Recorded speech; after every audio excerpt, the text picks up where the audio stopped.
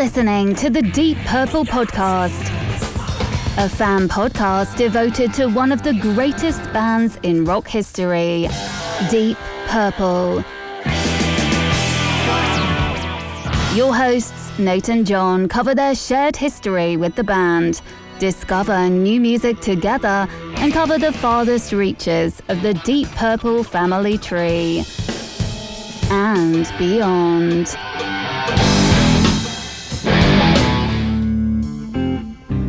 Here's Nate and John now. Welcome to the Deep Purple Podcast, a fan podcast devoted to one of the greatest bands in rock history, Deep Purple. Today's episode is episode number 315, Glenn Hughes, Addiction, Part 1. And coming to you from the suburbs of Chicago, where it's gymnastics time, I'm your host, Nathan Beaudry. And coming to you from the suburbs of Providence, I'm your co-host, John, addicted to Cadbury eggs, Matola. Oh, the true addiction this time of year. The true addiction. Well, not as we are recording, I've yet to have a Cadbury egg this season. Boy, you're lagging. I know. Which is probably a good 12. Thing. Yeah. Well, I've had and now at work I have we have somebody at their desk and they have like the little candy dish or whatever, and the girl who's there is like, John, I got the mini Reese's peanut butter eggs for you, and I'm like, yeah, you did. As I reach in and grab a fistful. There you go. That's my other favorite thing. So, yeah, those are good. But Jen was telling me the other day, she's like, when I was a kid, one time I had like 5 Cadbury eggs on Easter. I'm like, what was it, amateur hour? 5? I had like 5 4-packs. Yeah, there you go. Come on now. But anyway, yeah, we're in Easter week as we're recording, but this will come out a little bit later. So we're diving into yet another Glenn Hughes solo album. But first, before we kick it off, a few things that we must do, and one is to tell you how to support the show. Because if you're new here, the Deep Purple Podcast is 100% listener supported and ad-free. So if you receive some value from our show, please consider giving us some value back. You can support our show a number of ways, the best of which is supporting us on Patreon or on PayPal. And when you do that, you get access to our ratings spreadsheet. You get to join us on live stream episodes. You get to submit your rankings for Deep Purple albums. And you get to join us on our patrons-only Discord. So you can do that. You can also look in the show notes for other ways to support us if you'd like to, including leaving us a review on Apple Podcast, supporting us on Ko-fi, yada, yada, yada. But speaking of people who appreciate us and give us some value back, at the executive level, we have at the in memoriam tier, the wonderful late Gerald, Jerry Kelly and family. At the $25 uncommon man tier, we have Ovis Knockfeet and Purple Maniac. At the 15 squid tier, Alan.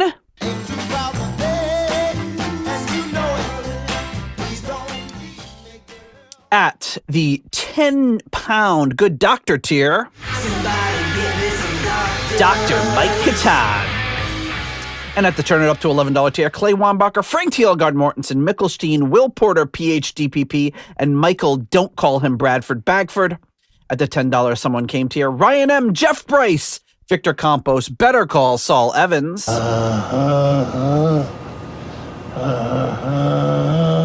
And Peter from Illinois. And at the Deep Thoughts by John Matola tier, we have Fielding Fowler. And now, Deep Thoughts by John Matola. Wait a minute. I lost it. Thank you so much to all of you for your generous support of the Deep Purple Podcast. Speaking of rankings shows, our next one is going to be an album you may have heard of. It's called Machine Head, and we're asking for your rankings by May 5th, which as of the airing of this should be next week. That'll be our last reminder. Get those rankings in and keep an eye on the Patreon if you're a paid member for a link to join us on the live stream. Okay, so with that, we are on to one of our recurring segments. You know what it is. It's called Postcards from the Edge of Connecticut. And not to be outdone, this one comes to us from Fairlane Inn. Look at that. Like Ford Fairlane? Exactly like Ford Fairlane, because this one is from Dearborn, Michigan, minutes from the Henry Ford Museum in Greenfield Village, which is exactly where we were staying. We weren't staying at this place. I don't know if it still exists, but my wife suggested maybe they tore it down and put up the Spring Hill Suites where we're staying. But we were in Dearborn, Michigan. It says the Fairlane Inn has coffee, a coffee shop, a steakhouse, cocktail lounge, air-conditioned, heated pool, color TVs, conference rooms, and free parking. Look at that. Ooh, free parking. Although in the beginning of April, I don't think the pool would have been so great. Looks nice. That looks picture, like the height of luxury at the late 70s. Yeah, it looks probably late 70s. It says, Nate, did you stay here on your visit to Michigan? It was wonderful years ago, Peter. So, just to prove that anywhere I go on planet Earth, he's got a postcard to back it up. Yep. I don't think that's kind of funny. Like, he sends all these ones from motels and hotels. Like, nobody does that anymore, right? Like, here's a postcard from our crummy motel. Buy it. Although this place doesn't look crummy. It looks nice. Pete does. Yeah, that's true. But I don't think they sell them anymore. No, well, correction. He sends postcards from hotels that no longer exist. Yeah, that's true. Well, I'll have to look that one up later. But also got a stack of postcards here from our good friend Ralphie. This one is the General Jackson from Nashville, Tennessee. Cruising the Cumberland River, the General Jackson has to lower its smokestacks to safely clear. Dear Nate, I'm going to listen to episode 8 later tonight. Cordially, Ralphie. Then we have the Trinity Christmas City, entrance to Trinity Christmas City. Trinity Music City, USA, One Music Village Boulevard, Hendersonville, Tennessee. Dear Nate, I hope I don't run out of postcards. I am on episode 9. Peace, Ralphie. Then we have 2 identical postcards. 2 Elvises. Elvi? What do you call them? Elvi? You beat me to it. This is... Then this one just came in today because there was a gap here. It says, Dear Nate, I like Elvis more than Deep Purple, but really enjoyed episode 10. Sincerely, Ralphie. Then, Nate, do you remember meeting me? You gave me your card and episode 11 is good. Cheerio, Ralphie. Then finally, we've got this, which is Cars of the Stars Museum, located on Music Valley Drive across from Opryland. Dear Nate, the 12th episode slaps. Until next time, Ralphie. So, if Ralphie is going by all of our episodes, we're in for a lot of postcards. I mean, if he's only on 12. So, I don't know what Ralphie's game is with this one, but it's much appreciate the postcards, Ralphie. Yeah, pretty good collection. My box is filling up pretty fast over here, Pete. I might have to I can't believe that gigantic box Pete sent me a while back just for where to store postcards is it's getting there. Of course, some of it is other stuff like this gigantic 8.5-inch diskette he sent me. I mean, I can believe it. For the computer upgrade. But we did go to Michigan. We went to Detroit. It was great. One thing I didn't mention is when we were in Michigan the previous time, a few weeks before that, we went to Kalamazoo, and I've had it on my desk this whole time for quite a few episodes, but I picked this thing up at the local bookstore. Hey, it's the girls. So it's a little button you press, and it does a random Golden Girls quote. Let's listen. How was the sex? So good we named it. So you just keep pressing it in. If that's the doctor, tell him I have no insurance and no money. If he still wants to come in, he just wants to see me naked.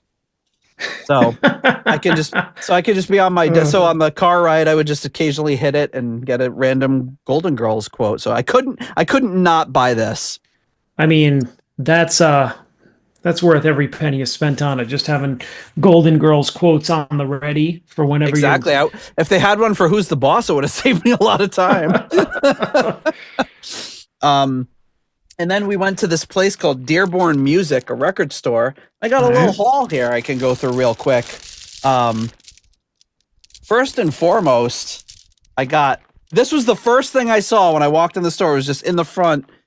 See if I can put it back a little bit.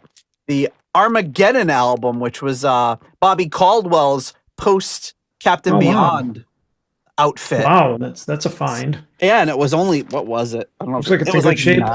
$9, $10. Looks like it's in really great shape. So I got that one. I got Roger Glover Mask, which I think I already have, but I was like, well, I can't just not buy it. So I got that. I got Spencer Davis Group with their new faces on. I have the CD for this one, but of course you got Spencer Davis, Peter York, Ray Fennick, and Eddie Hardin. That was $9.99. Not a bad deal. So yeah, you got some good prices. When a lot of records are like they're upwards of $30 for like something these days. Yeah, these were really good prices. I got Razmanaz, the Roger Glover produced Nazareth album, or one of them, I should say. This one I got. I think Pete would like this one. It's called Common Ground, the best loved music of the USA and the USSR. It's got Eisenhower and Khrushchev on the cover, and on the back is like Nixon and Khrushchev. So side one is a bunch of American songs, like When the Saints Come Marching In, Swanee River, Oklahoma, and then the side two is all the USSR, the Soviet songs, Saber Dance, the Volga Boatman, Kalinka. But I just thought this would be interesting, a great one to have for $5. So they had like it was like a political section, and there was one that was like the best speeches of Martin Luther King and all these things. And then not related to Deep Purple, but the soundtrack from Olympics. I couldn't resist that. It's one of my favorite movies as a kid. And the soundtrack was done by Graham Gouldman of 10cc, who I never knew. You know, in the early days of the internet, I remember looking it up and finding some like really poor recordings of those songs, because it was a great soundtrack. And all the voices were done by Harry Shearer, Gilda Radner, Billy Crystal, and one other guy. And it just and they did all the voices. It's a great movie, fun cartoon about animals doing the Olympics. And yeah, I was like, Graham Gouldman. I mean, oh man, that guy's so great. It's too bad he didn't do other stuff. And then I learned, many years later, he was in 10cc, which, being an American, I'd never really heard of, but they're huge. Just not a household name in the States. So yeah, pretty good haul. I can't remember the last time I went to a record store and came away with that much stuff. Usually I get one thing or nothing. But check them out. If you're staying at the Ford Fairlane Inn and you're in Dearborn, Michigan, go to Dearborn Music, dearbornmusic.com. Since 1956. Was that one of those big places, or was it? It was in a strip mall. Yeah, and it was a pretty good size. Yeah, and they had like a bunch of other stuff. Like I didn't see it there, but they would have sold like the Golden Girls thing. They had like novelty stuff. It was one of those places that had like socks that were like, that like sassy socks that said something, hey, fuck you on the socks or stuff, and it's like, oh, those are, you know what I'm talking about? Yeah, that's a sassy sock. That's a vulgar sock. That sock is just inappropriate. Angry and inappropriate sock. It's always because there's a place downtown where I live when you take the kids there when they were little and they'd be like, oh, the socks, it says the F word on it. And now they're just completely immune to it. Just roll them up, your socks, say, yeah, go fuck yourself. Yeah, it's like stuff like like that. You're just like, why are these socks so aggressive? Actually, I think I have like a pair of those, like like somebody had got me them once because it's just like, yeah, you're grumpy all the time. Here's a pair of socks, and it's like, fuck off or something like that. But they're like dress socks, so it's like, Oh yeah, you can wear them to a funeral, a wedding, a christening. yeah, it's weird because it's like, yeah, those things are usually dress socks, and the only dress socks that I have are like those, like, ones with like the four faces of Kiss, like two on Yeah. each thing. So I have like no, and I'm just like, who's gonna see these? So those are the ones that I wear when I have to wear a suit. Like Yeah, just don't. Yeah, if you're going to a funeral, don't wear your high waters. yeah, yeah, like the once every other year that I need to wear a suit. So Yeah, exactly. It's so, yeah. We have this one event at work every year where you have to wear a suit. And it's just like, and every year I'm like, fingers crossed. I can still squeeze myself in there like a sausage. It's coming up in a couple weeks, so I should I'm gonna have to start eating lean. But anyway, Glenn Hughes, Addiction. John, do you know anything about this album? I I believe that I know stuff about the album. I mean, I know I don't own it. Um, I really like, yeah, I haven't paid much attention to Hughes' solo career, especially around this time. But isn't this the album that's like a personal memoir about his addiction? Like the whole album kind of has that theme about his recovery from addiction, and the music's supposed to be really heavy and grungy and dirty, and the themes are the same, and It's all funny that. that you say grungy because in looking into the album and I'm referencing the Coast to Coast fanzine, which was like in the early internet days, early 90s, and this album is 96. There's a lot of people comparing this to grunge. Oh, this is like a grunge album, which I don't necessarily, Hughes' grunge album. yeah, I guess for Hughes it's kind of grungy, but I wouldn't hear this and think, oh, this is classic grunge. Of course, it was even too late for it at that point because it was 96. But that was kind of, I don't want to say over, but it was tapering down. Yeah, I mean it's do you know now, like, I don't know if that's like a term now, because What? I'll talk to like kids that are like half my age, and I'm just like, oh yeah, I don't really, when grunge first came out, they're like, what? And I'm like, like Nirvana, oh yeah, I don't know what they call it, but apparently calling it grunge or alternative, they don't know what the hell I'm talking about. So Well, and yeah, alternative was always a laugh because alternative became the mainstream very quickly. yeah. Well, yeah, so people they don't know about grunge anymore, Well, no, they know what it is. It's just but they don't have the like term for it. yeah, like whatever the term is, it's like it's updated. It's just kind of like whatever we said that Riz means now. It's like probably they have another word for it. Yeah. 90s rock, 90s music. Who the hell even knows? Yeah, it would be like if you're talking to your parents and you're like, "Oh yeah, like we listen to, I don't know, Skaboodle," and you're like, "What? Oh, like Jimi Hendrix. Oh, okay, I've heard of him." Skaboodle.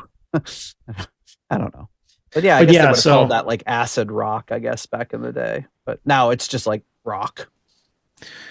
Yeah, but too many. yeah, too many terms that nobody knows anything about.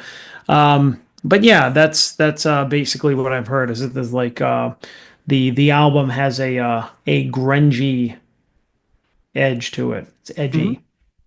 Yep, I would say, and he was just about out of the woods as far as his addiction. But I think his official sobriety date was sometime in 1997. So he had gone to the Betty Ford Clinic and gotten cleaned up and had a relapse and did all that. And if you get his autobiography, like I have here, he really we talked about it on Feel. He only had like a basic, almost like a passing paragraph about Feel.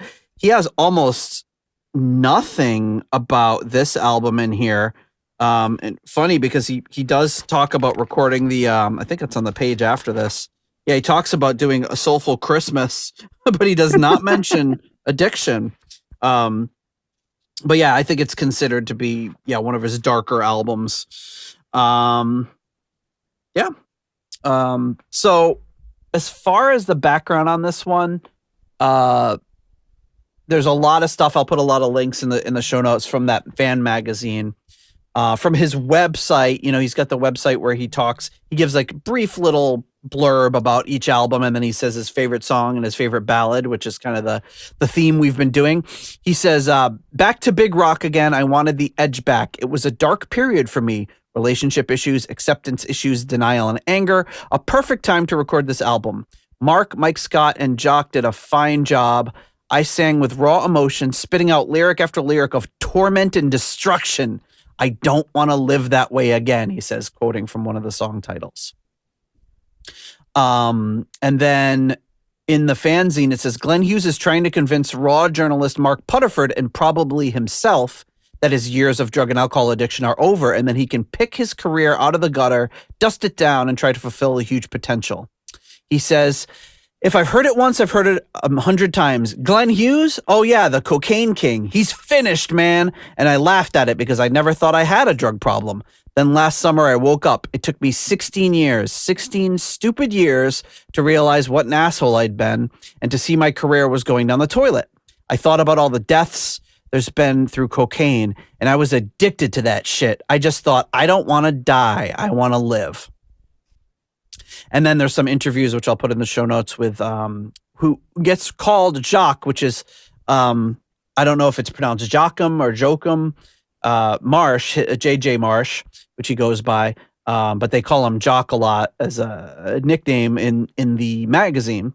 And he talks about meeting him at the wedding of a mutual friend, and how they got up and they jammed at the wedding together. They did some songs together. And then, without rehearsing, they even got up and did a bunch of stuff. So they decided that they were going to start working together. So in this band, we've got on drums, Joe Travers, an American drummer.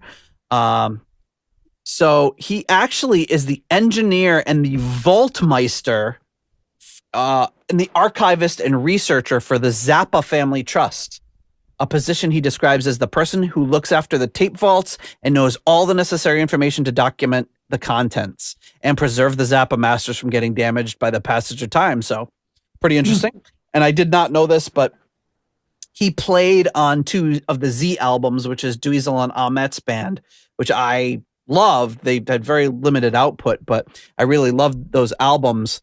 And I didn't realize that he played on them. He also worked with Mike Keneally, one of Zappa's guitarists, and the band Beer for Dolphins, which was a Mike Keneally project. So, I was surprised to learn that because I didn't know I was as familiar with Joe Travers as I was. And it's interesting that he got that position.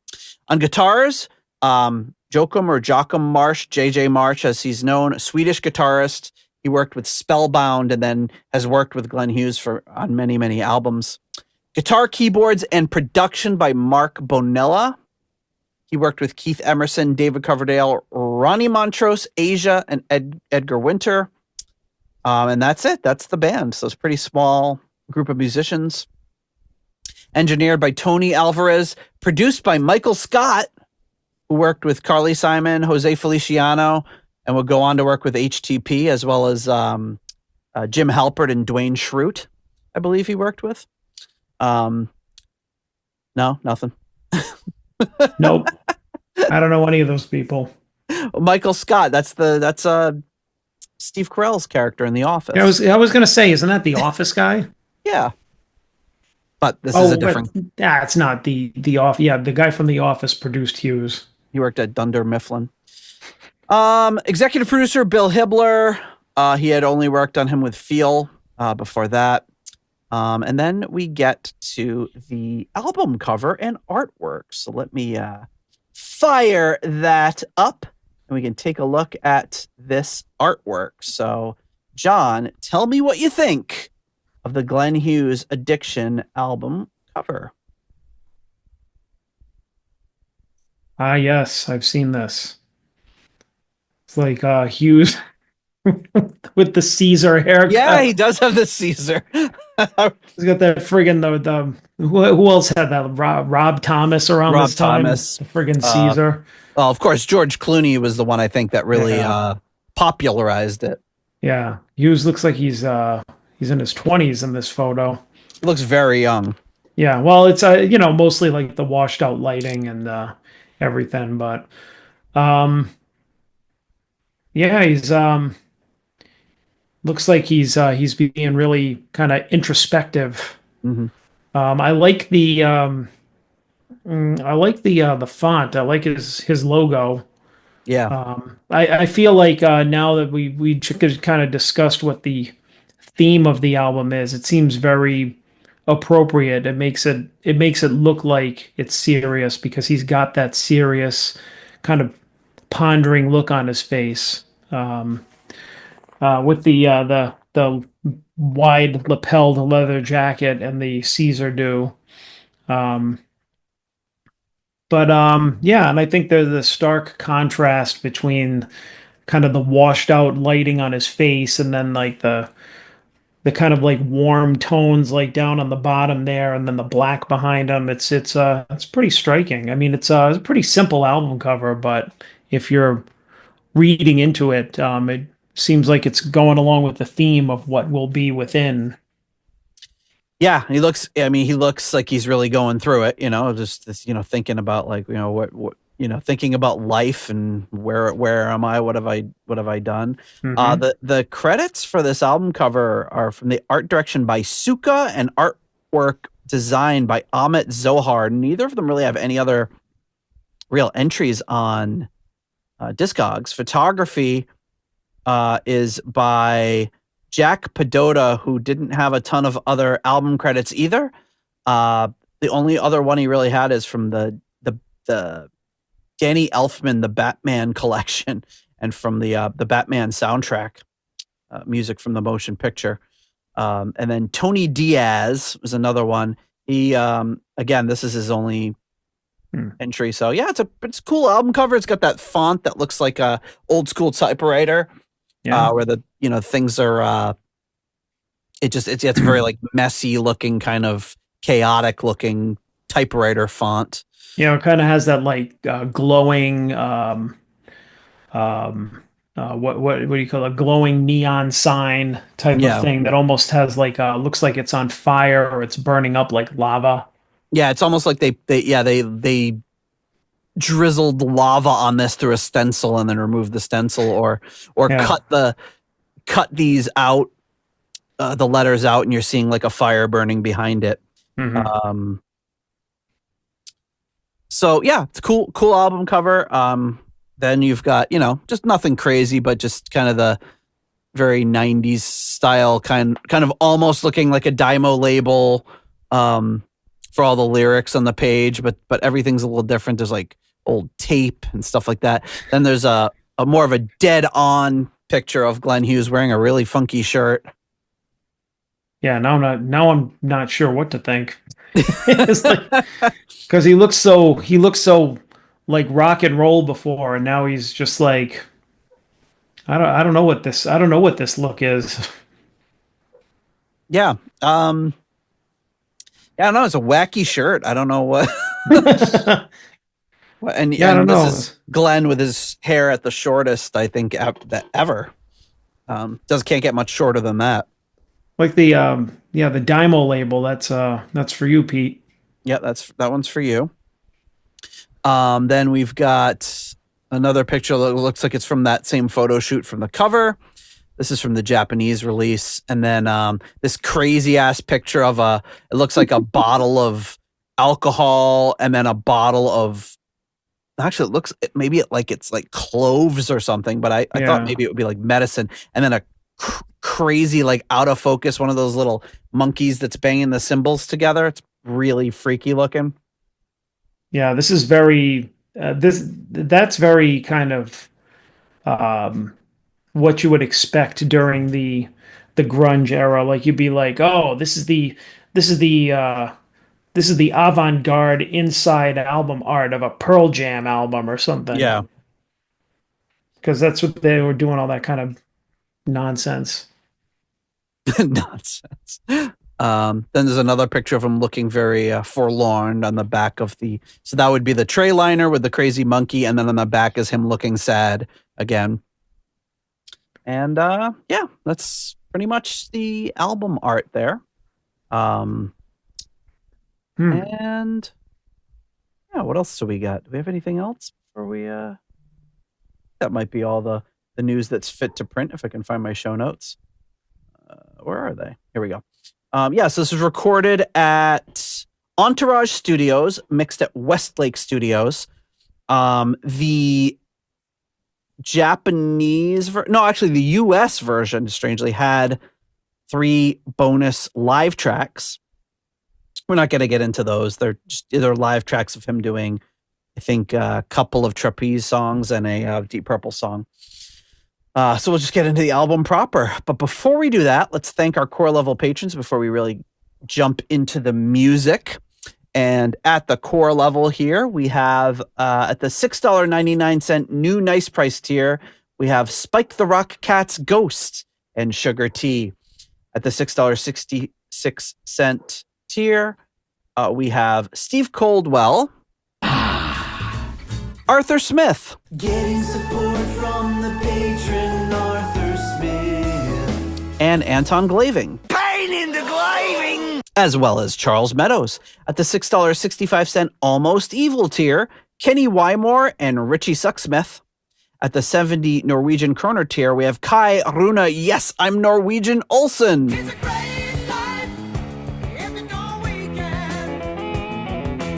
At the €5.50 tier, we have Merlin Rota.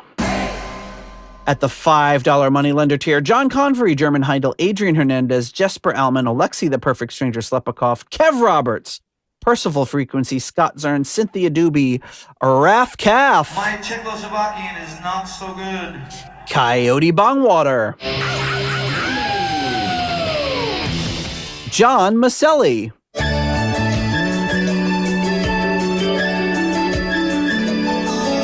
Excuse me, Angela. I think the expression is side of beef. Sarah Sanders. No! Kelly Clarkson! Jelly Bean, Evan Robeson, Richard Fusey, and Purple Swede. Hookah, shaka, hookah, hookah. Swede? Sweet, sweet, sweet, sweet, sweet, sweet, sweet, sweet. Thank you so much to all of you for your generous support of the Deep Purple podcast. All right. Are we ready to get into the tracks? I'm ready for some grunge Hughes. Grungy Hughes. Imagine he never went with the style that I can remember. Well, a little bit. There was about one picture of him, I think where he has like that 6-string bass he was playing during Feel, and he's got like a I think, if I remember correctly, he has like a flannel tied around his waist. But yeah, he never went full flannel or like the short sleeve shirt over the long sleeve shirt or any of that. Shirt, yeah. Yeah, he never went quite that far. But okay, here we are. The first track on this album is a song called Death of Me.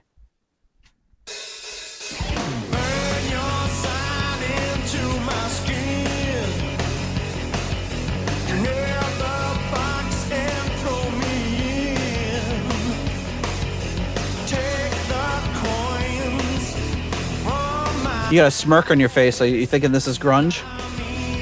Well, I mean, that's just like a sort of that's like a classic, like, kind of grunge. Oh yeah, what's the song? riff and- It's a Stone Temple Pilots song.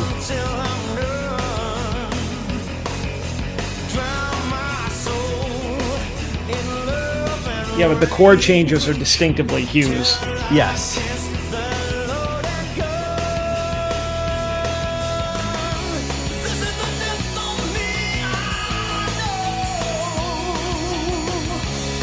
Well, plus the guitars are very polished too. They don't sound very gritty.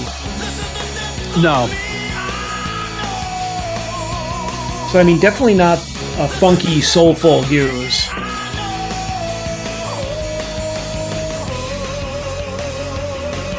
Now I'm trying to think of which Stone Temple Pilots song it is, and of course I can't because this is going. Is it Vaseline?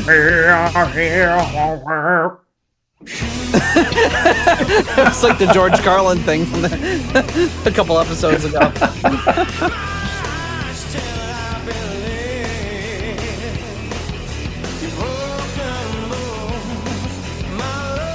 No, it's good because he's not really. Yeah, it's Vaseline that I'm thinking of. One time a thing occurred to me. What's real and what's for sale? It sounds like that, right?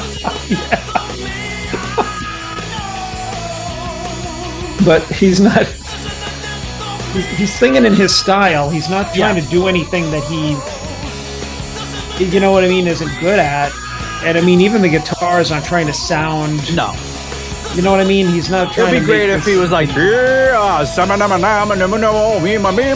and like all this like just gobbledygook lyrics.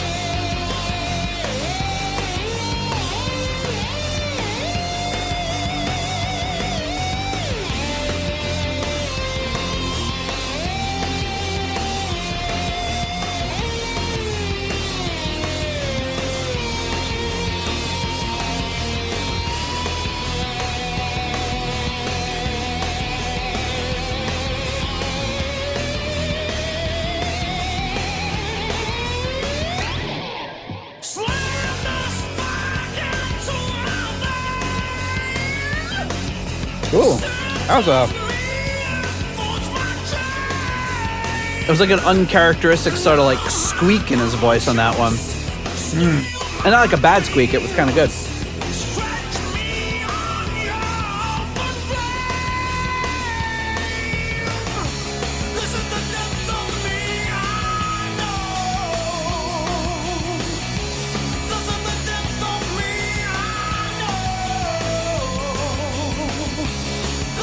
Yeah, instead of everything being really big and distorted, it sounds kind of twangy and compressed.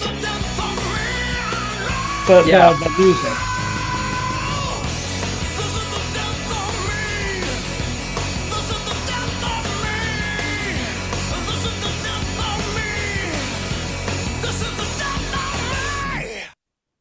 Oh wow, that was like a really like.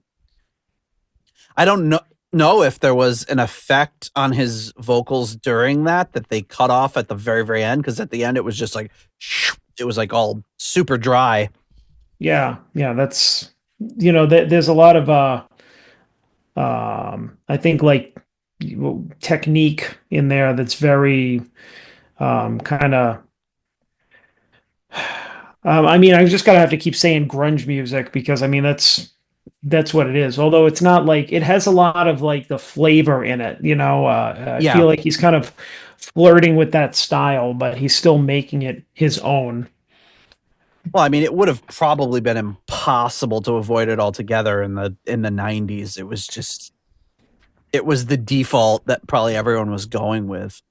But I mean, it's a little more kind of safe sounding. Like if I were gonna play the guitar on it, I wouldn't be. It's kind of like dun dun dun dun dun dun dun dun. I would have let it kind of like ring out more. Dun dun dun dun dun dun dun dun. With a lot of a lot of distortion. A lot of just kind of I don't like ballsier guitar. This just sounded kind of twangy, almost like there was not a lot of distortion on it. So it was heavy, but in like a different kind of way, like in a Hughes kind of way. Because you've heard him be heavy, like he sang much heavier music. Say like when he collaborated with Iommi, like later on, or HTP, whatever. But when he does his own solo stuff, he doesn't quite go that full on. Yeah. You know what I mean? Like you he could definitely sing like with a heavier. I mean, even like a couple of the songs like Hughes Thrall and of course the Sabbath stuff. But he doesn't touch that here. So it's like it's interesting. It's interesting to hear him do this because it's not like him trying to, once again do something that isn't him. Mm-hmm. But it sounds like he's doing something a little different. Yeah. When you look at the lyrics, it is a very where is it? Of course, this is one thing worth the Japanese version has completely different track listing rather, and it's worth noting that this is which could probably go to what you were talking about. This was a solo writing credit to Bonilla. So he might have had this ahead of time. So he must have written the lyrics as well. But burn your sign into my skin, nail the box and throw me in. He's just very dark. But probably how Hughes was feeling right now. But Marsh said in an interview that Bonilla had a lot of, or is it Bonilla? I don't know, man. He had a lot of material in advance that he might have had ready to go. So this might have been one he had lying around and they kind of threw it together and put it on the album. But John, what do you think of Death of Me? I thought it was pretty interesting, so I'll give it a 3.5. Thought it was a pretty decent opener there. Hughes sounded good. He wasn't he was kind of staying like his vocals, which I didn't really talk about enough. He didn't do anything like too crazy. Like sometimes he'll do a style of something, or he'll just be doing his thing and he'll just be like all over the place. And it's like, okay, the vocal gymnastics are overshadowing everything else. It seems like he reined himself in a little bit here and just did the vocals. I feel like when he's doing a song like this, he is a little bit more restrained, oddly, because it's more of a heavy song. But when he's doing like a ballad is when he does a lot more like, there's all these like trills and everything. Yeah. And that, when there's a little downtime, he can really just throw them in wherever he wants. But there wasn't a lot of that in this song. But I'd say for,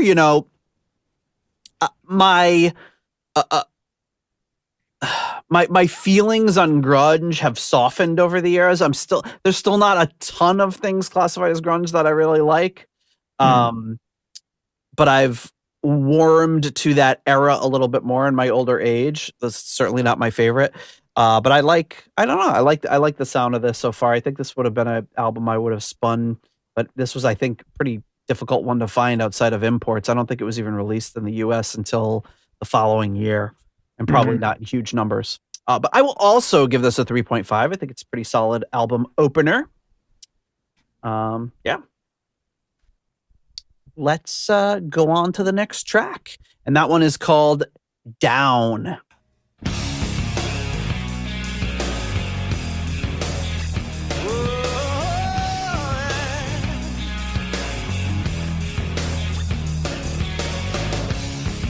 This one is credited to Axelson, Bonilla, Hughes, and Marsh. And Glenn says this is his favorite song on the album. Yeah, riff is like a heavy blues type of thing.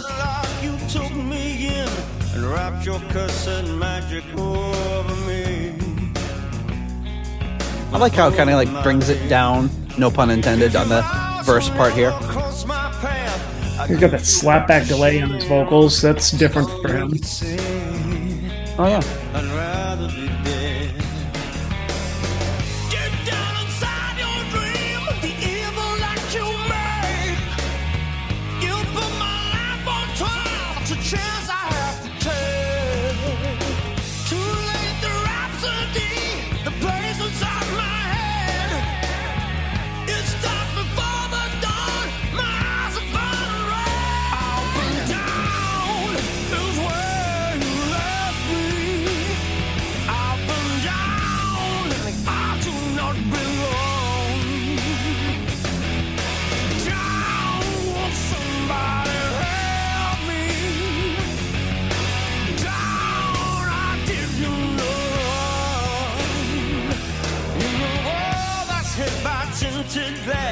You lie behind the fragments of yourself. Oh yeah. So this must have been a Hughes lyrical. Yeah. That pulls me back time and time again.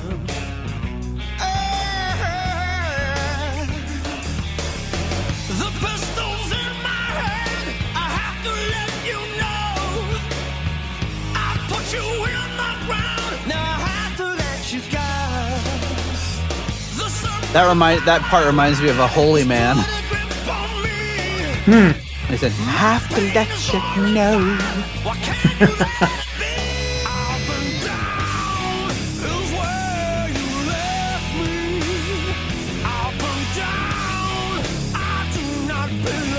It almost like tricks you into thinking it's like a suicidal song, but he's like, the pistol's in my hand, but then he's like gonna put you in the ground. So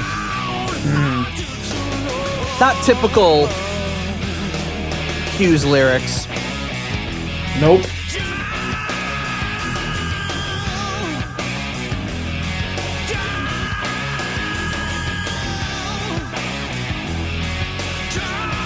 Goes in a 7/8 here. That's kind of cool.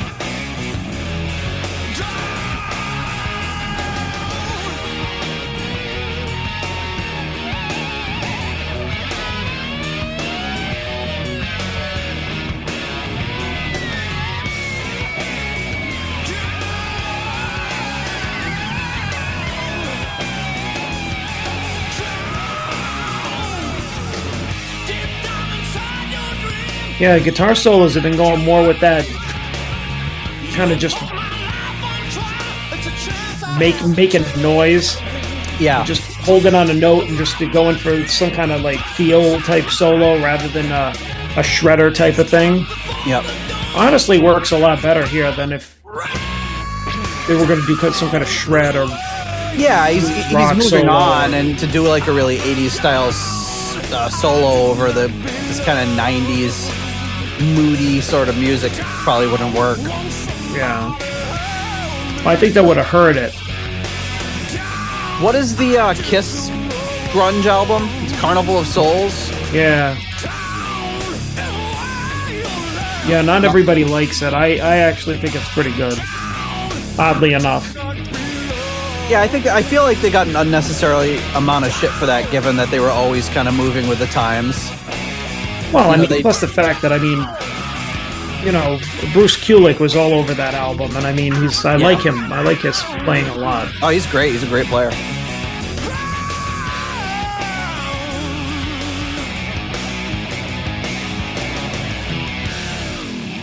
Oh, that was like the nice. So it's like that, two endings that were very like kind of sudden. Yeah, exactly. Both of this, the first one with his vocal, this one with the guitar, where he just pushes that tremolo all the way into the guitar body, and the strings just fall off the guitar. Just right. Dan used to love doing that. He would play when he had the Floyd Rose, and he would just like press it, and the strings would just like fall limp off the guitar, like hanging like 3 inches or 4 inches off the fretboard, and then you just spring it back and just and it all come right back to life. Such a weird effect. Yeah, I had I can't remember. It was a long time ago, but one of my friends had a I knew everybody in like bands or making music, and this was like one of these guys. It was like in his college dorm, just like writing music type of thing. And just Neil. Yeah, no, it was a friend of his. Oh, okay. And I can't remember, but I know that he had like this metal song, but it was like a tribute to metal. Like It was self-referential at the time. And I just remember like one of the lyrics was just like I'm playing so heavy, my guitar strings are flapping like spaghetti. And I always thought that was such a great visual, like even back then, because it's just, that's what happens when you press down that much, on a trem, or if you're just doing something really wild like that, is sometimes the strings can just be like, it's just like a bunch of limp noodles hanging there. Yeah, pretty much. Yeah. Which, oddly enough, Neil was a very kind of new wave pop type of musician, but man, he occasionally did some rock and metal stuff, and I'm just like, dude, like, how are you so good at like writing songs? I loved those 2 albums he had. Yeah, I had them. I had one on one side of a cassette and one on the other, and I think I still have the cassette over here. Yeah. And I would just drive around listening to those, and they were just so good. Like, he was so talented, and like just the music he wrote was so interesting and unlike anything you'd ever hear. But it was we didn't have anything as far as like technology goes back then. But you No, know, he he was just just doing very everything on a creative. Tascam 4 track. But I loved his stuff. It was just so I cool. just remember he did a lot of keyboard stuff and a lot of programming with a lot of like kind of basic instruments. But he also had a guitar, and I mean, me and Eric would be killing ourselves to try and get like these great tones and everything, and he'd just plug into like a fucking like a Radio Shack distortion pedal and just like flip on an amp or something. He'd be like, "How did you get that guitar sound?" He'd be like, A I'd be Radio like, Shack distortion, a Tandy distortion pedal. yes, exactly. And I wanted to beat him upside the head with the guitar because I'm like, how can you not try and get like a awesome guitar tone and write this song and everything, and you don't even care. He's just like, I just plugged it in. It's just like, you Yeah, fuck. you guys were like getting your getting effects pedals and all that. You guys cared too much. That's the problem. Yeah, yeah. Yeah, he didn't seem to like focus much on the the intricacies of getting that perfect tone again. He was more about like I'm gonna put this song down on tape, and there was Yeah. something about that captured an energy that you wouldn't catch if you tried to redo the song and get all the stuff sounding perfect and everything. It would take it away from it. It was just that was part of the charm of his stuff, I thought. Yeah. Yep. But anyway, we'll have to do a bonus episode where we review his albums. Yeah. Yeah, some of which I was on. So Yeah, and I'm sure that cassette sounded really great after sitting in this freaking crate up here for 30 years oh shit. and being played 4,000 times in my car. Okay, but back to Glenn Hughes. Yeah. Down. What do you rank this one? I'll give this one a 4. Good stuff. Good stuff. I really like the guitar riff really reminds me of like maybe a couple or few years before that. There were a couple of albums by the band Badlands, Jake E. Lee, Sure. his post Ozzy band. So it was very kind of like heavy blues, and that guitar style really reminds me of stuff that Jake E. Lee was doing. That's why I thought it was kind of like a heavy blues type thing, but not like a dun dun dun dun dun, dun not like a basic blues, like a cool rock blues. And Hughes, like especially during the bridge when he was going down, he was really just digging into something else. Like when he screams and he does those high vocals, or when he does those flourishes, that's one thing, but knowing what he's going for on this album, and he's trying to get really, like, it sounded like he was getting really gritty and emotional, like he was like primal screaming, like he was in pain or something. So it's like, I think, but no, and like in that way, like he's trying to convey the pain of what he was singing about in the song. And I thought that's like, it's good. It's like, because a lot of the stuff I think on his other solo albums, I think I remember saying this is like, yeah, he's just, there's too much of a mishmash, and like there's like stuff that he's doing that's just not hitting quite right, or he's like singing like he does on his soul albums, but he's trying to do a different type of music, and it's like it's just not working. But I feel like so far, if the album keeps going this way, he's hit on a formula where he's gotten into the zone of like, all right, this is what we're doing for this album and these songs, and it's it's cohesive so far. I like it. He's not trying to bring in these other elements, like, although I don't know, maybe somewhere in the sound we're going to hear a little. I mean, I don't think we're gonna get out of it. We're only 2 tracks in. I don't think we're gonna. Well, I mean, I hope not, but yeah. I mean, honestly, it'd be letting people down if he didn't do a little of that. I will give this one a 4 as well. I really enjoyed it. I thought it was a good track. Yeah, enjoyed it quite a bit. Breaking news from Rich. He's sent us a text that says Les Binks died. And I just looked on his Wikipedia page, and it said he died on March 15th, which is, as we're recording, a month ago. But I just looked through the news, and I don't see anything on Facebook or in the news about him dying. So, I mean, it's conceivable. It says he died March 15th, 2025, age 73 in London. But I'm not seeing any Well, actually, no, this one is a source. Funeral Times, death notice, James Leslie Binks. Died peacefully at a hospital in London, formerly of Portadown. Dearly loved brother of Stephen. Funeral strictly private. Unless it's somebody with the same name. Yeah, maybe. But yeah, that's sad to hear. And it's even more sad that it's been a month and haven't heard anything from anybody about it. Oh, well, Yeah, maybe that is odd. maybe it's wrong. Maybe somebody put it in there erroneously. I don't know. Hopefully. We'll see. He had posted Time will something on tell. Facebook a few days ago, it looked like, but or a couple months ago, maybe a month or so ago. Anyway, R.I.P. Les, if that is for real.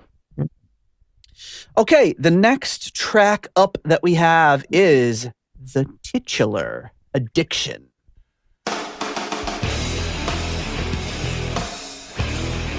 Good drum sound. I love that, like, 90s super overcompressed snare. Let me breathe my tired body. Let me sleep inside my bed. This was by Bonilla and Hughes. I forget. Did you say did he play any instruments on this, like bass or anything, or is he just vocals? I think he is. Let me see.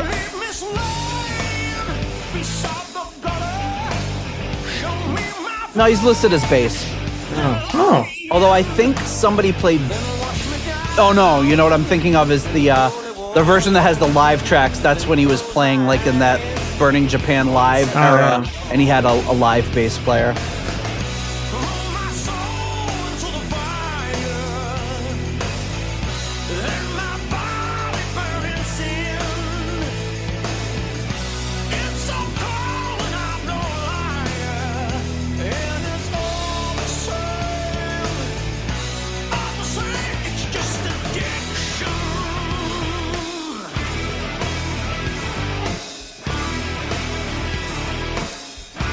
Oh, that's cool.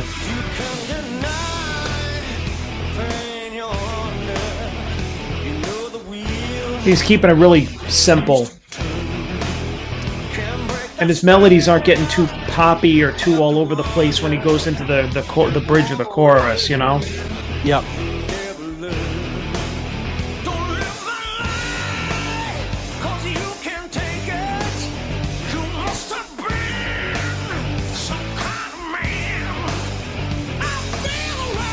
Like they're almost going like a 12-bar blues, but they're mixing it up a little different to break free of that pattern a little bit.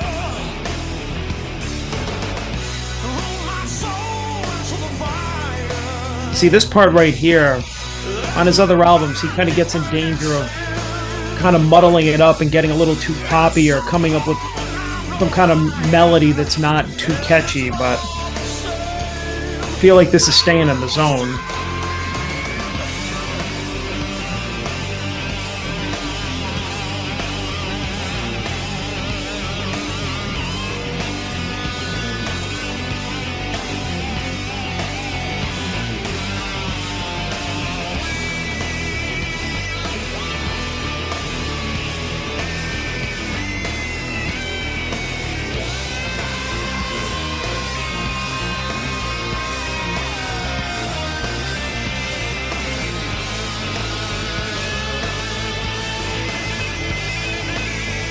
Yeah, it's not always my favorite thing, but somehow the noise solos are kind of working for me on this.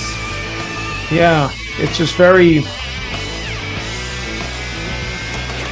based on feel.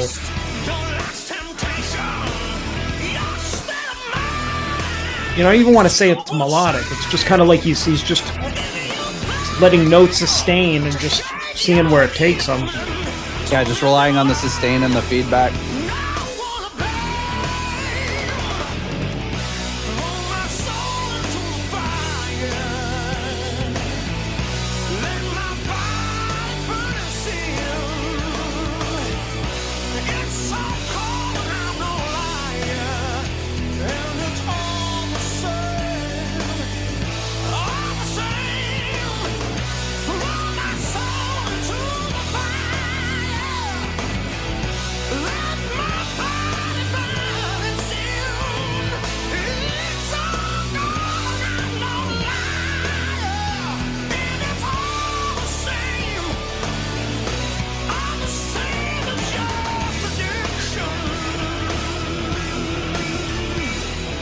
Looking to see if this one is on. Yeah, I guess this one is on Spotify, at least in the U.S. It's hit or miss with some of these albums. Oh, another abrupt ending. Everyone all together at this point. Yeah, I don't know. I guess they weren't all about doing fade outs or concert endings in the mid 90s. No, this is like definite theme to the songs here, the endings. Just bam. Yeah, exactly. That was kind of a trope for a while. But very, very Hughesy. Like that's just very classic Hughesy mid-tempo sort of stuff. What do you think of this one, John? I'm gonna have to give the titular Addiction a 4. All right. I thought that was really, really well done. I'm really settling into the album now, and very, very, very pleased with it. I like grunge Hughes. Wow. Well, because I mean, it's like he's touching on some of those ideas, but because you see, there's nothing, and I mean, I've talked about it a lot before. Is I don't know if there's like anything really inherently that I don't like about the music from that era. I just think it was the era and what it stood for and the movement and all that I didn't like. I mean, nothing wrong with heavy guitars. I mean, like most of these guys we know are influenced by Kiss and Sabbath and stoner bands and stuff. I mean, nothing wrong with any of that. Yeah. But so basically, just musically, Hughes doing the same thing. It's like, okay, he's being heavy and he's touching on some of those kind of maybe riffs, melodies, tropes, I guess at the time, or maybe from a few years before that were popular. But I think he's doing them really well now because he's putting his own spin on them. You know, it's a little polished, but a little dirty too. And he's not getting too soulful on our ass, which is good because that's not what this is calling for. So we're gonna have to get some isolated soulful Hughesy to put over these tracks. Yeah. Yeah, you know what? Well, damn it, I'll give it a 4 too. There you go. Yeah, I like it. I'm digging the album so far. And I think most of what I didn't like about grunge was, I mean, I guess there's some bands I really like. I actually really liked Stone Temple Pilots, and I really liked Alice in Chains. Couldn't stand Pearl Jam, still can't. Soundgarden was like, they had a couple things. I think Chris Cornell's an amazing singer. They had some stuff that I dug, that I really liked, and his voice was incredible. I never just really got too much into them. Nirvana, never cared for. That was the only one where I just felt like, I get it with the, oh yeah, we're really raw and punky and we can't play, but at a certain point I want my band to be able to play a little bit. I want, when I was like 15, I was like, dude, I shouldn't be better than the bass player in Nirvana. You know what I mean? Like it just, and just the vocals for a lot of those bands were very like white, like that low whiny just, I don't know. I didn't really care for it. But. Yeah, no. I mean, I think it comes down to coming from the background that we did. I just really cherished more musicians that were doing things that I found impressive. Right. And I mean, just look at what our podcast is based on. Is Deep Purple. I mean, the reason I like Deep Purple is because they were doing stuff that was just really musical. You know what I mean? Like these guys like knew about music. Like Richie is a great musician. John Lord was a great musician. You know what I mean? You're talking about Roger could write all these different types of albums and produce all these different types of albums. Like, I mean, it made them interesting. It was intricate. It was good playing. And I just wasn't interested in hearing people just do the basics, like what I could do. Right. You know what I mean? Like, or what a beginner could do seemingly. So when you come from that, hearing very kind of technical players or musician types, I just, this kind of stuff didn't really appeal to me. So, but I mean, when I hear, and I mean, simple, kind of simple rock, more simplistic rock or stuff that's maybe not as, virtuoso, is good as well. What was that? Oops. It's a little jazz snuck through there. At least Yeah, on the but YouTube. basically, I just think like, Hughes doing it. I don't know. I was kind of skeptical at first, but Yeah, I guess it's because we were in high school at that time, and you're so much as tied up in your identity. And I think the thing that annoyed me was you had, I'd say for me anyway, in 7th, 8th grade, the preppy kids who were wearing the Z Cavaricci jeans and the turtlenecks and the all, slick back hair and everything. We're all like, oh, you're a metalhead, man. Your long hair, you look like a girl. And then in 9th and 10th grade, those same assholes you were growing their hair long, like all the one length, like they were 5 years behind me, so my hair's down on my ass and their hair was like at their nose. And they were like wearing the flannel tied around their waist and the shirts, and they're like, oh man, Nirvana, Soundgarden. And you're just like, you guys are such freaking posers. well, they always were. I didn't mind, like, because like the songs I grew up listening to that, early 90s hip hop stuff. We all did.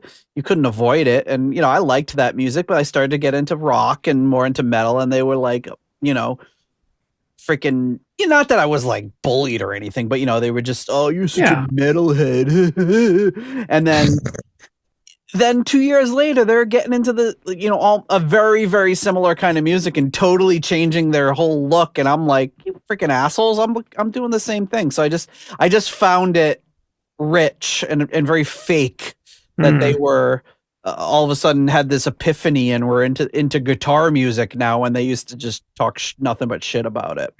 So that was hard to put all that aside and say, let me look at Soundgarden in a vacuum or Nirvana in a vacuum. But Right. Which anyway, I could also like. I did write this song. I could also say too is like knowing you from back then. You looked like anything but a girl. You were not girlish. Yeah, the mustache didn't really help. I mean, there were like guys like pretty boys with long hair. You had long hair, but certainly not a pretty boy by any means. Not pretty at all with that mustache. And just like the band T-shirts and the sweatpants you were constantly wearing, like you were just not. I'm like that scene in Spaceballs where it's the stunt doubles, like turn around and like the princess turns around, she's got a beard and she's smoking a cigar. Yikes. No, sir, those are their doubles. Yeah. Those are their stunt doubles. You got their stunt doubles. So did you rate this one? Yeah. I think I did. You did. 4, right? Yeah. Okay. Next. All right. What? Next up. Oh, next. Okay. Next track is called, well, we'll see how Glenn pronounces it. Madeline? Let's have a listen.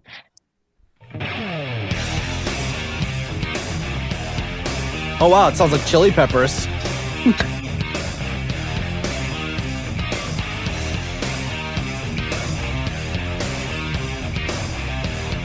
Yeah, a funky rock one here.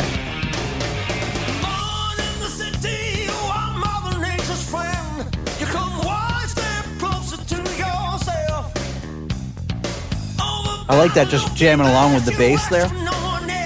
Yeah.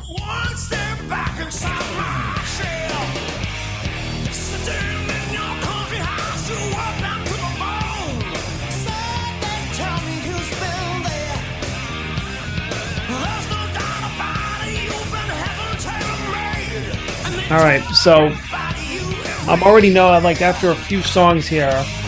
Yep. I'm working a night shift tomorrow at work, and I'll be isolated while doing so. I think this might be going on the Bluetooth speaker. Oh yeah. This album. feels like the right vibe. This is a good night shift. Madeline. Maybe it's Madeleine? Madeline. See, I guessed 2 options and it was a third. I was like, I just know a British guy's gonna pronounce Madeline differently. Madeleine.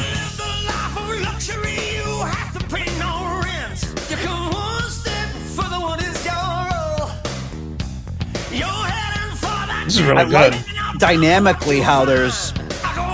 It really gives you a break here when there's so much guitars coming in later. But I mean, it's Hughes getting funky, but not in the traditional way that he usually does. It's funky, yeah, in a heavy way, yeah. Yeah.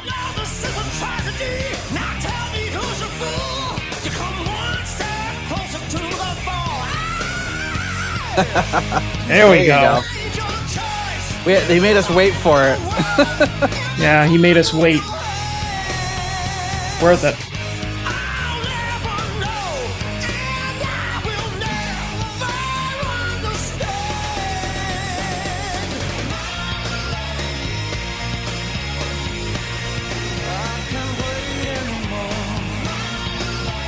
Have we ever talked with anybody, listeners or friends of the show, that have mentioned this album, that like it? Fielding, I think, really likes this one, if I remember correctly.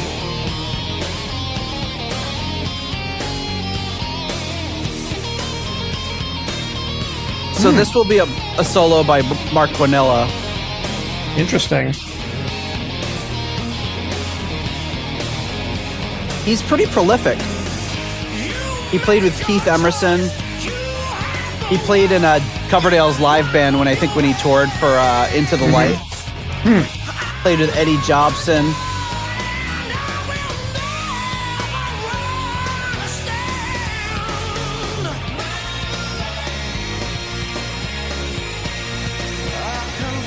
He's done guitars for numerous films, including Scorpion King, Spider-Man 2, The Bourne Legacy. And he composed the song for Comedy Central's The Nightly Show with Larry Wilmore. It's a totally out there thing, but pretty cool.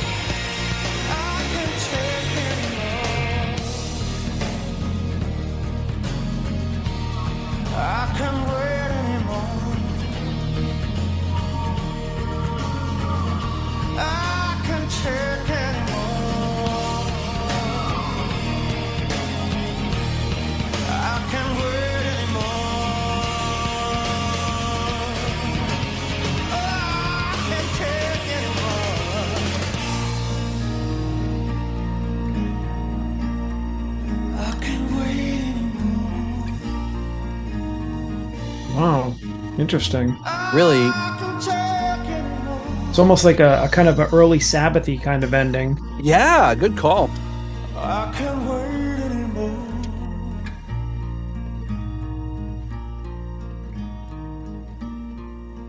I can't take any more.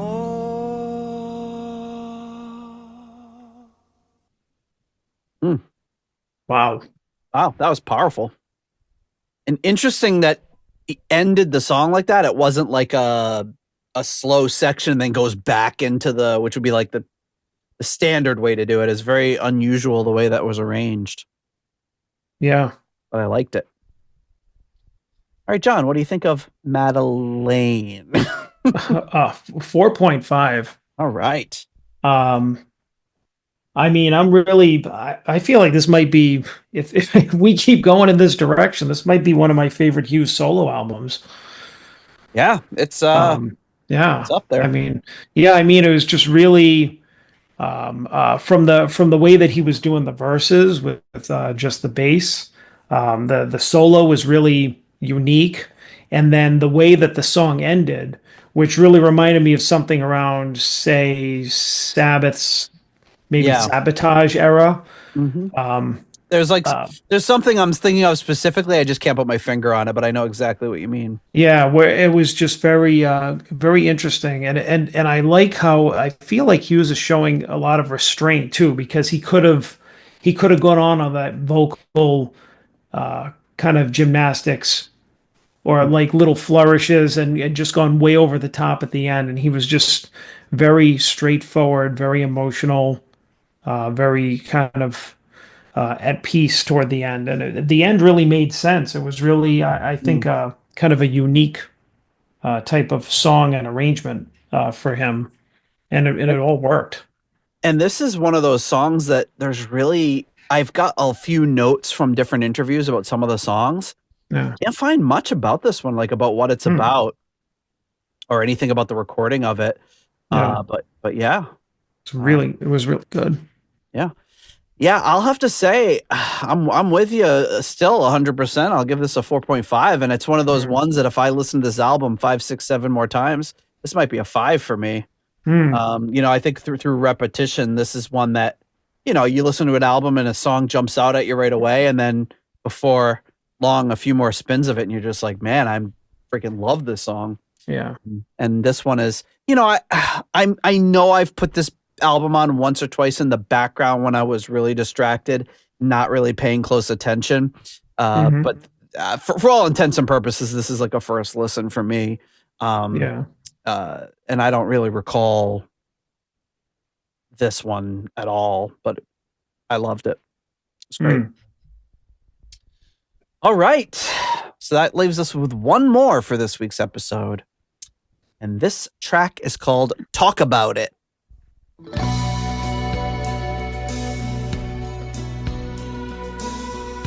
So it's like there weren't sides. This was a CD, but maybe this is like kind of closing out the first half. He did release an EP with this single and 3 previously unreleased tracks in Japan only.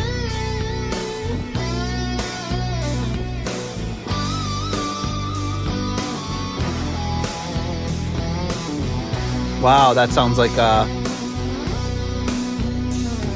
the promise of love's sweet illusion, there's a sadness that stands in my way. it was a Deep Purple thing. Maybe it was You Keep On Moving or something really reminded me of before it got into this verse part. Yeah. That I could never stay. You never wanted me, I'm out of time. Now I've got nothing to say. I don't wanna talk about it. I don't Yeah, right here.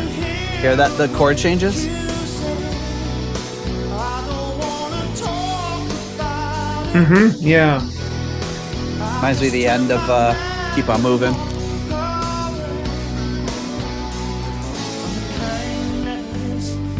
Yeah, so this song is a little break from the previous tracks we heard because it's more of a, not a ballad, but not a full-on rocker. So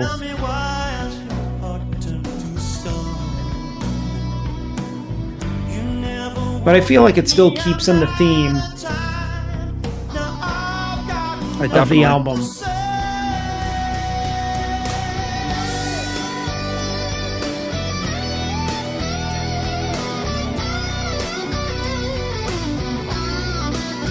And this is the most musical solo that we've gotten so far, too. Yes.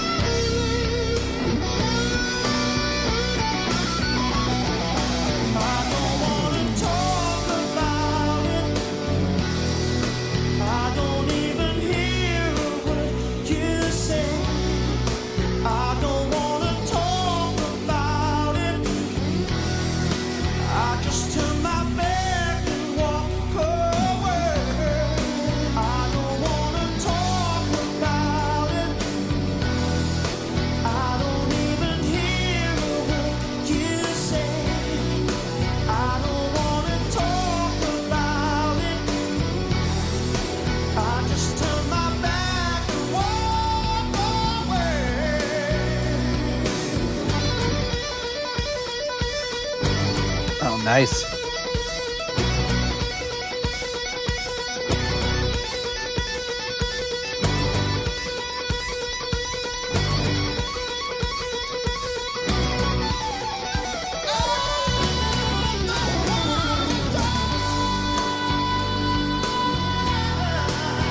You were just we were just saying the whole album how he's not doing anything, and he's not really doing anything virtuoso in here. It's just more guitar player shit than we've heard through the whole album. Right. But it all fits in with the mood of the album. And there's keyboards on the album, but they're very understated. Yeah. He's got a few ports in this song where it has that like very like bong. You feel like that low bass note from the piano. Yeah, but feel like here comes the piano right after I say that. Yeah, but I feel he's not using it he's using it to greater effect, to like a pedal tone or something. Yeah. And even the piano here is not very prominent. Nope.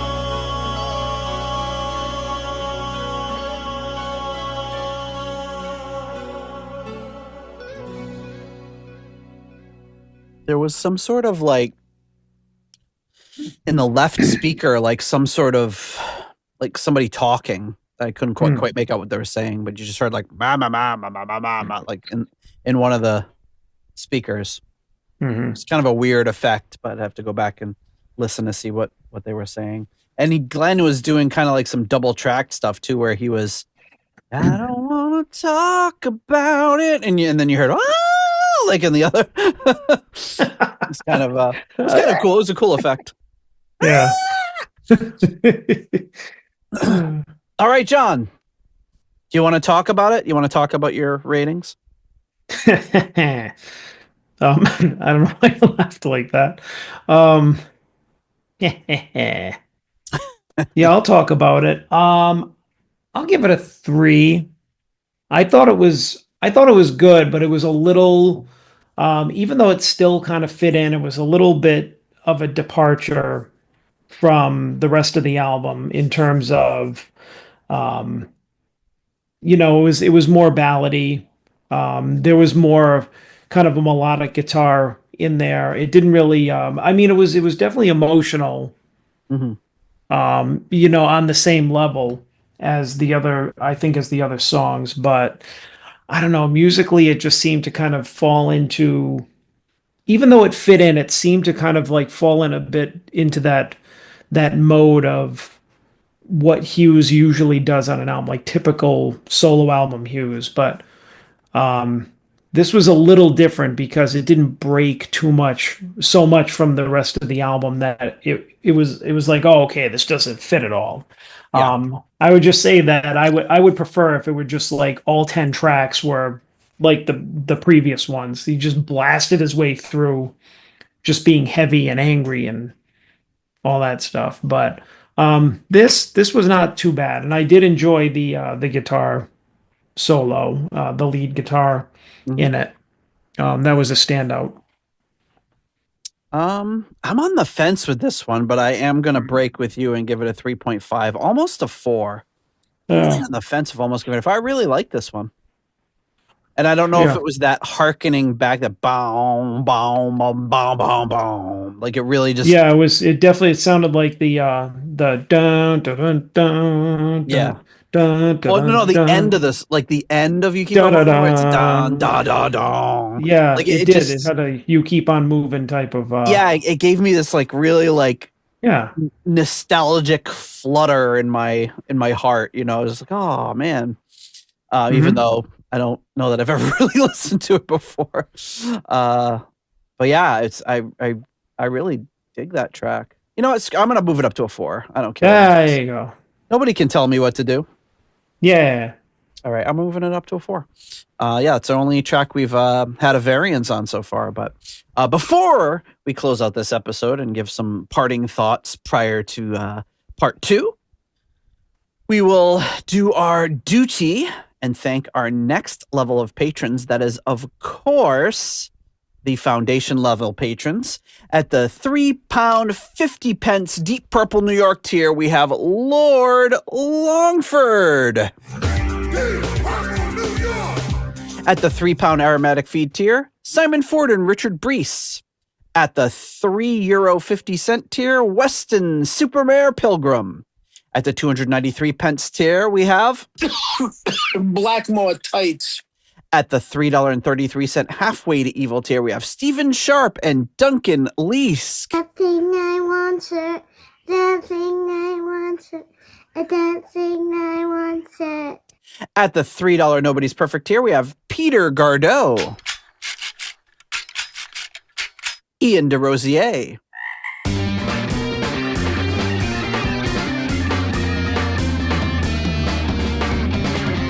Mark Roback,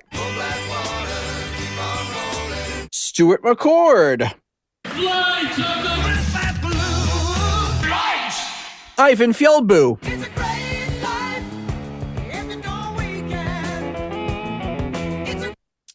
Brunar Simonsen,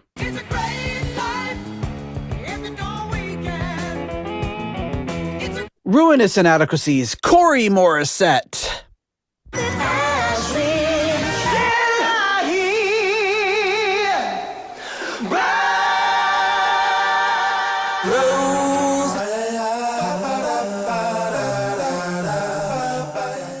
Joe Dopefish Sigler,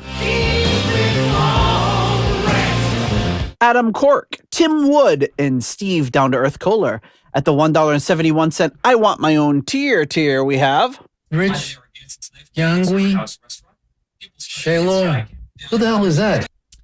At the 10 Cold Hard Danish Kroner tier, we have Karsten Lau. Cold Hard Danish Kroner. And at the $1 made-up name tier, we have The Death of He, Leaky Mausoleum, Stephen Somerville, the Cacherno 1999 fanatic, Hank the Tank, Private Eyes, Ashen Lionel, Zwapper the Electric Alchemist, Anders Engstrom, ICDC, Durple Purple, David Haddam, Graham Bonnet's Disco Pants and Haircuts. I said, Graham, our audience expects you to be a bit more dirty. Disco Pants and Haircuts, yeah. I'm just going to put my guitar across his head. Eddie Lyon. Homosexual. And Sick Tone. Where is she? Where is she? She's just about to close up the library. Thank you to all of you for your generous support of the Deep Purple podcast. All right, so here we are. After the first half of Addiction, John, sum up your thoughts. A penny for your thoughts? A pence for your thoughts? It's great. There you go. Deep Thoughts by John Matola. It's great. I think I summed it up before by saying I think that this might be shaping up to be one of my favorite Hughes solo efforts. I think it's really hitting all the sweet spots. So I'm looking forward to hearing the second half. Same. And I haven't, I'm familiar with his solo stuff on a surface level. There's some albums I've listened to a bunch. Some I've only heard, in passing. There is one album that I want to say is my favorite. We haven't gotten to it yet. But so far of the ones we've reviewed on the show, this is shaping up to be my favorite as well. It's a Christmas album, admit it. It sort of is kind of starting to become a favorite through the repetition at the holidays. Putting that on my Christmas playlist for the past 6 years is really it's coming up the it's coming up the charts. But yeah, like this one, I don't know. This one might unseat the other one. I don't really know until we get to it and do a really critical listen. But this is pretty damn good. This is Glenn Hughes really, he's getting there. He's not completely out of the woods, but he's almost like, and I don't know what I know he had gotten sober, had a relapse. I don't know if what points he was using or whatever. I know that there was something that got said, maybe it's in my notes for next week, but I think it was JJ that was saying he was really sick during the record of this album. He got like some sort of really bad virus. Glenn did. Yeah. And yeah, just talking about how he was blown away by the fact that he could still come in and work and perform and do all this stuff, but he was like really sick. So, interesting, and I don't know if that was tied into what was going on with him in his, in his rehab and all that. But yeah, I think the next album is the first one he did when he was like entirely sober, and he's been, sober, 28 years? I think this is going to be 28 years now. It's pretty remarkable. And like we've talked about many times in the show, we're just so glad that he is, and that he stayed with us, and he just seems like he's making the most of it and not taking anything for granted. He knows that, you'd have to be lying to yourself to not know that you could have easily been gone, going on the trajectory you were on. So we're very glad that he is not. But yeah, anything else before we wrap up for this week? No, just stay tuned, everybody, for next week. What will we be covering? Well, we know. So who knows? I'm not going to say who knows, because Or wait a minute, you might split it up. So who knows? Yeah, who knows? But I think it's probably going to be this. Oh yeah, okay. Part two. Well, you never know. Something could happen. All right. Well, John, thank you. It's always a pleasure, my friend. And I will see you here next week. Same Hughes time, same Hughes channel. Who knows? Who knows? Later. If you like the Deep Purple podcast and would like to support the show, please consider joining our Patreon or donating on PayPal. Patrons get full access to the podcast, Discord server, ratings, spreadsheets, and live stream invites. You can also leave us a 5-star review on Apple Podcasts to help new people discover the show. You can follow the show on Blue Sky, Facebook, Instagram, or Threads. You can also check out the website at deeppurplepodcast.com for show notes and more. Contact us via email at John or Nate at deeppurplepodcast.com. Thanks for listening.